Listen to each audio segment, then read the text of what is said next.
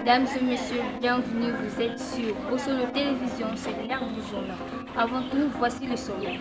Au cours d'un point de presse tenu ce mercredi 20 juillet au centre interdocin de la CENCO, le président du parti MLP, Franck Diongo, annonce avec de mots clairs sa désolidarisation de l'Union sacrée.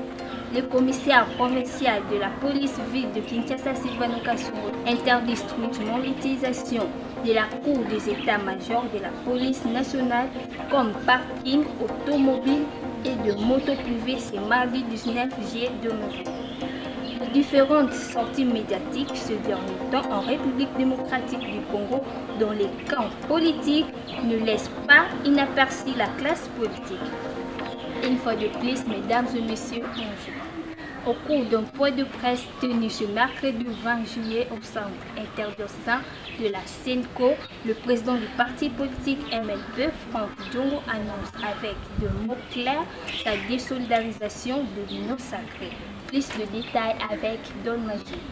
Ainsi, il appelle le peuple congolais d'accepter de s'unir, de se pardonner, de se réconcilier, de se rassembler autour d'un idéal commun, nom de nom pour combattre et défendre la démocratie, le développement et la mère patrie menacée.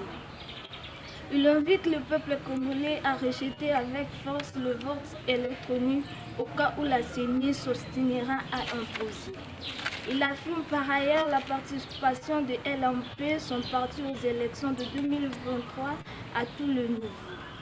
Il a donné un carton rouge à ceux qui se considèrent comme des tshisekidistes alors qu'ils ne le sont pas.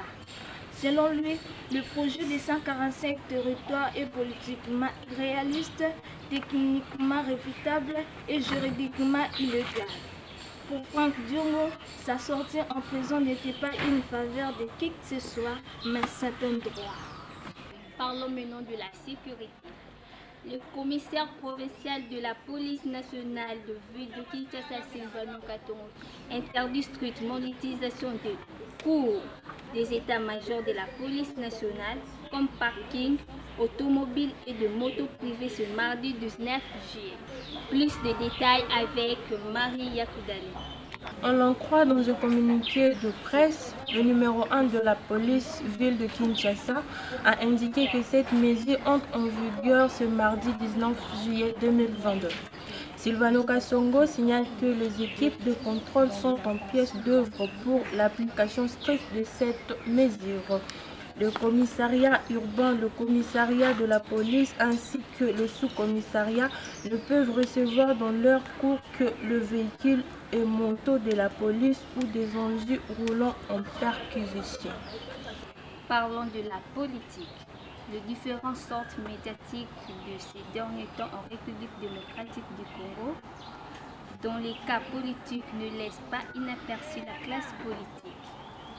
Plus de commentaires avec Merveille Total. Après la basculation de Jean-Marc Kabounda Kabou dans l'opposition et ensuite de Franck Diongo, les classes politiques ne sont pas tuées. Plusieurs réactions fusent de partout, que ce soit au rang de politique au chef de la population congolaise. Éric Tshisekedi Kabeya, analyste politique congolais, après avoir jaugé et mieux étudié l'homme politique congolais, a déclaré que le dénominateur commun de tout ceci n'est que le manque de postes politiques. Précipitation, manque de patience, objectivité et clarté, tous ont un seul dénominateur commun, c'est le manque de postes politiques. Et pour mentir l'opinion, ils traitent les autres d'incompétents alors qu'ils sont les vrais incapables et incompétents.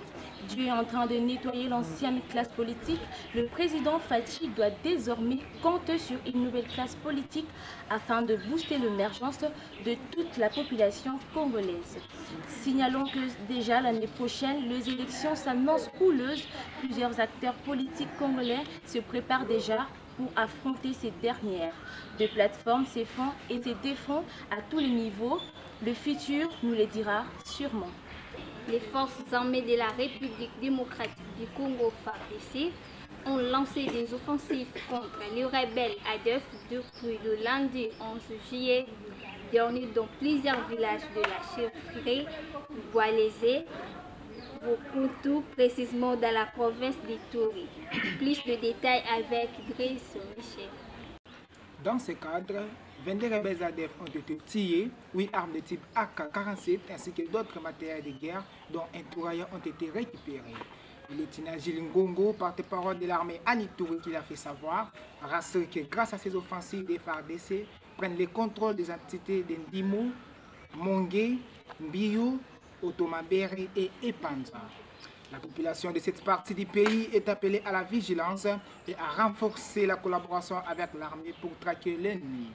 Aussi, ses habitants sont appelés à ne pas se rendre dans des zones où les forces armées mènent les opérations. Nous bouclons ce journal avec les sports.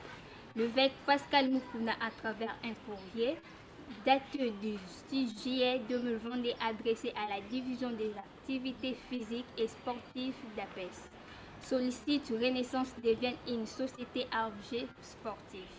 Plus de commentaires avec Merveille Tota. Cependant, dans sa réponse adressée à Pascal Mukuna ces jours, dont une copie est parvenue à la rédaction, la division des activités physiques et sportives, a rappelé le président du conseil d'administration de Renaissance à l'ordre, parmi le point qui se régirait en obstacle.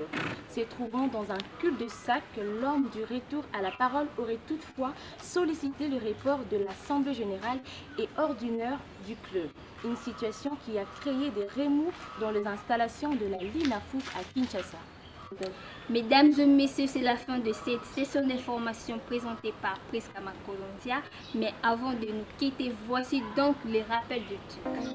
Au cours d'un point de presse tenu ce mercredi 20 juillet au centre interdiocesain de la CENCO, le président du parti politique MLP Franck Diongo annonce avec de mots clairs sa désolidarisation de l'Union sacrée.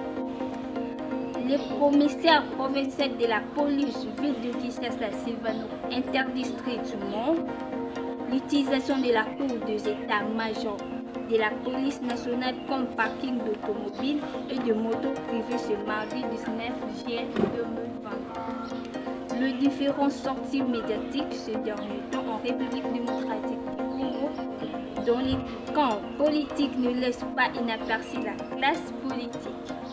C'est la fin de ce journal. Retrouvons-nous au prochain numéro d'ici là.